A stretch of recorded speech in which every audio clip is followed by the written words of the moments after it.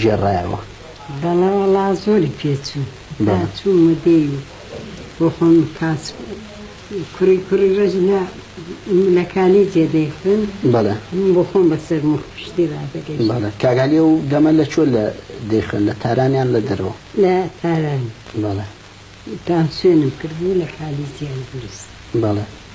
هەڵبەتە تۆ دایە خانم دوای ئەدامکردی مەرحومی قازی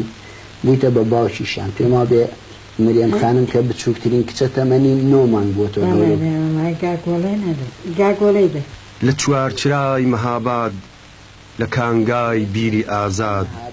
دەستی ڕەشی ئیستیبداد چقاندی داری بێداد لە کاتی نیوەشەوە لە جەرگەی شیرین خەوە کرا کاری ناڕەوە لە دار درا پێشەوە. لە سەرەتای قسەکانماندا ئەم شیعرەی هێمنی شاعرمان بۆ مینا خانم خوێندەوە تاکو بزانین لە ڕوانگەی ئەو شیعرەوە چی بیرەوەریەکی لە لادێتە دەنگ و چیمان بۆ دەگێڕێتەوە. دایە خانم ئەو دەمەی تۆ لە چۆ بووی بمبورە ئەزانی لەما لە سابڵاخێ مەرحومی خازی پیاوێکی زۆر زۆر زۆر کرد پێمانێ کەسێک تازە ببێتەوە کوی بێ دێوار عام بینم دەبێتە وانێک دەبێتەوەی کە بڵند تەسوو بە خەرزێتە. بەڵێ مەرحومی خازی ئەسڵەن زۆر پیاوێکی کرد زۆر بە چەند زبان ئاشنا بوو. بەڵێ فقط هەلا سابڵاغ لە شەرەفکەندی لە خانەقای شێخی بورانی بەڵێ خوێن بوو. بەڵێ بە زبانێکی بەینە الملەلیش. بەڵێ باشاڵێن مەرحومی قازی ئینگلیزیشی زانیوە و بەڵێ ئەو زمانانە هەر لە سابڵاخێ باڵە هەر نەخۆ بۆ خۆی بەڵێ دادەنیژی دێ قسەی دەکرد کتێبەکە لە پێش بوو تەرجمەی دەکردەوە فارسی بە کوردی کوردی بە عەرەبی عەرەبی بە ئینگلیسی. بەڵێ 24 سەعاتە کتێب بوو هیچ ڕەفیقی دیکەی و نەبوو فقط کتێب نەبێت. بەڵێ دەزانی کاکسیروان ئەو چۆن بوو بەڵێ لە ساڵەکانی پێش دەوروبەری شەڕی وێنە ملەلی یەکەمدا هێندێک ئەمریکایی هاتبوون میسیۆنێر بوون وەکو میسیۆنێری ئەمریکایی بوون لە مەهابادێ نەخۆشخانەیەکیان دروست کرد بوون و مەرحومی بابم دەگەڵ ئەوانە تێکەڵایەتی زۆر هەبوو دەگەڵ ئەو هێندێکیان دوکتور و هێندێکیان بڵین پەرستار بوون پەرستار مامان بوون و پەرستار بوون دەگەڵەوە تێکەڵایەتی زۆر بوون و دەگەڵەوان لەوان فێری زمانی ئینگلیسی بوو بوو حقەتدا لەکنەوان دەخوێن پاشانیش کە ئەوانە حکوومەتی ئێرانێ مەجبوری کردن کوردستانی بەجێبڕن و مەهابادێ بەجێ بێڵن کتێبەکانیان ئەو کتێبانێک کە هەیان بوو مەرحوم بابم هەمووی لێکڕین لێکڕین و حتا بۆ خۆمە بیرم دێ هێندێک بە منداڵی فێری شعری ئینگلیسی کرد بوو مەبەتە شعرەکان لەبێ چۆتەوە فقط زۆر باشی و بیرم دێ لەو کتێبە ئینگلیسیانە دەیکوت میلەتێکی زۆر بچووکن لە ئەوروپا دەیکوت ئەم بخم زۆر ئەوم بەباشی لەبیرێ دەیکوت ئەو میلەتە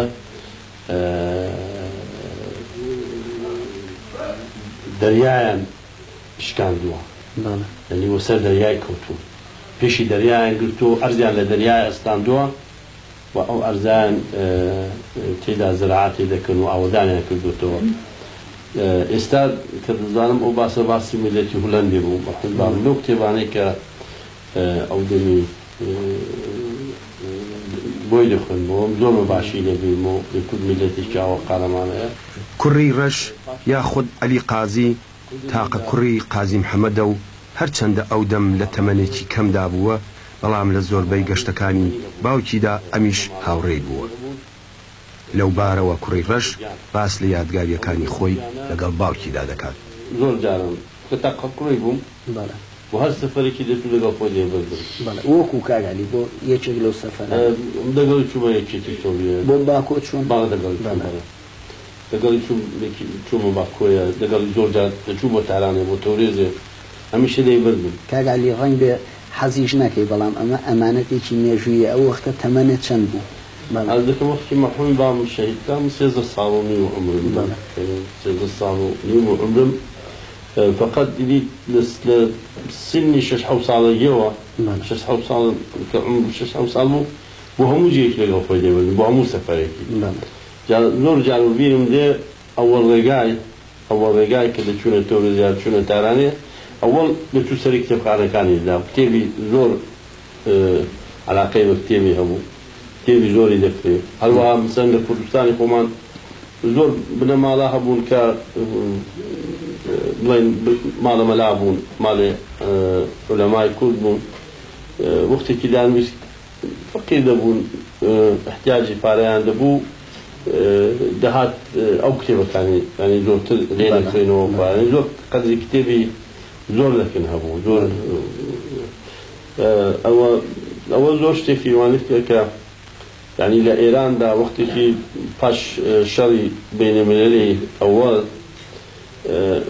بڵێن ڕوحێکی نێونەتەوایەتی لە دنیادا پێکات و مەخصوصەن بە سەرۆکاتی ئەمریکا دەیانویست کە هەموو میلەتانی دنیا ببوون بە یەک و میلەتانی دنیا پێکەوە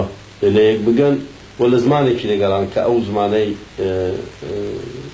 ببێتە زمانێک کە هەموو کەس توانێت قسەی پێ بکات زمانێک هاتە دەرێ بە نێوی زمانی ئێسپەرانتۆ و مەرحوومی بامێکی لەو زۆر کەس لە ئێرانێ زۆر کەم کەس هەبوو لە ئێرانێکە خەریکی زبانی ئێسپەرانتۆ بوون وەلیدا کە باس لە ڕۆژانی کۆماری کوردستان دەکات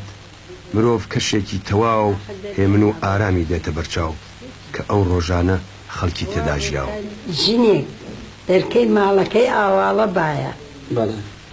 دەچون لێپەکان پێدا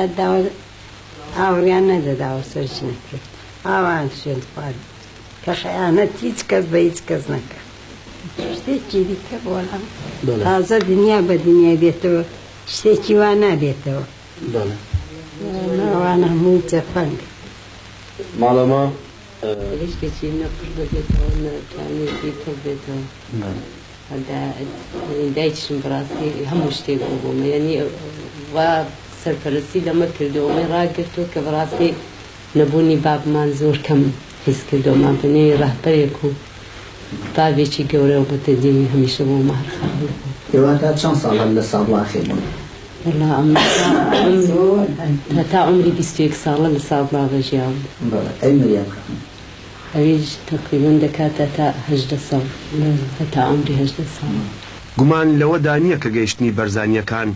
بۆ مەهاباد و کارکردن و چالاکی ئەوان لە کۆماری مەهاباددا هاوپشتێکی گەورە بوو بۆ ئەو کۆمارە بەڵام بابزانین بنەماڵی قازی چۆن باس لە هاتنی بارزانیەکان دەکەن شتێکی کە بارزانیەکان هاتن لە مەهابادێ نەبوو هەروەکو باسم بۆ کردی ئەم لە تۆرێزێ لە مەدرسەی دەخوێند فقط وەکو دەزاندرێ مەلا مستەفای بەرزانی کە لە باشووری کوردستانی بڵێ شۆرشی کرد بوو شۆرشی پێی کردشتا ڕووی لە ئێرانی کرد هاتە ڕۆژهەڵاتی کوردستانێ و ئەوەی کە ئەمن ببیرم بێ خەڵکی ئێمە و ینی ئەو دەمی ئێستا جەمهوری دروست نەبوو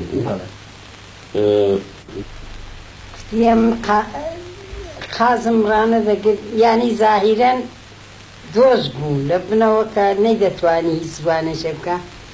ئەما چۆن ئەو دەستە شتێکە کاغەزم ئیمزا دەکا بۆ پیاوی وا گەورە کەس ئیمزانی بۆ چێناوی چیەدا خانم ئەو پیاوە عەلیاغا حاجەخانی بەڵێ ئەو خیانەتی کردووە نەخێر خیانەتی نەکرد ئەرزی دەکرد ئێمە قازم خۆش ناوێت چونکی مەرحومی قازی نەبێەوە مەسەلەم فەرمووی یان بە تفەنگ یان بەوانە پیاوێکی جەسوور بوو هەر لە منداڵیەوە جەسوور بووە تا لەعانەکانە هەتا وەختەی وانێک بوو تێم زاهیران قازم خۆش نەدەوێت چونکی نێوی قازی لەسەر بوو ئەمما باتی زاهیرەن هیچ وانەیەکی